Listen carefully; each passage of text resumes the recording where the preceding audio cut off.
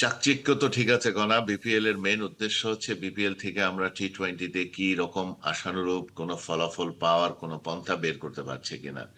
BPL এর সবচেয়ে বড় জায়গাটা যেটা ছিল সেটা হচ্ছে যে আন্তর্জাতিক মানের বিপিএল আমরা করতে পারছি কিনা। আন্তর্জাতিক মানের প্রথম শর্ত হচ্ছে কত ভালো প্লেয়াররা এখানে খেলতে আসছেন এবং তাদেরকে যেভাবে আমরা সম্মানী দেই সেই সম্মানীটুকু তাদের কাছে সঠিকভাবে পৌঁছেছে কিনা। এই কতগুলা বিষয় ছিল মেইন। চাকচিক্য তো থাকবেই কনা, আপনি কনসার্ট করবেন, আপনি পোস্টারিং করবেন, আপনি বাণিজ্যিক কারণে অনেক কিছু করবেন, সেই জায়গাগুলা হয়তো বা একটু আমরা দেখছি।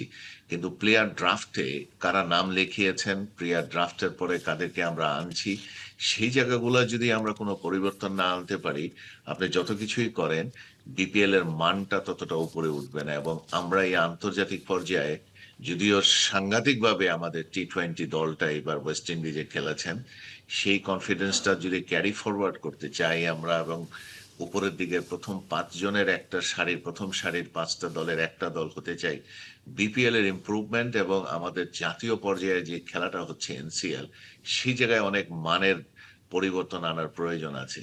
আমি তবুও বলবো এইবার বিপিএল এ তাদের আগ্রহটা অনেক ভালো এবং তাদের পরিকল্পনাটা আমার কাছে মনে হচ্ছে বেশ গোছানো এবার।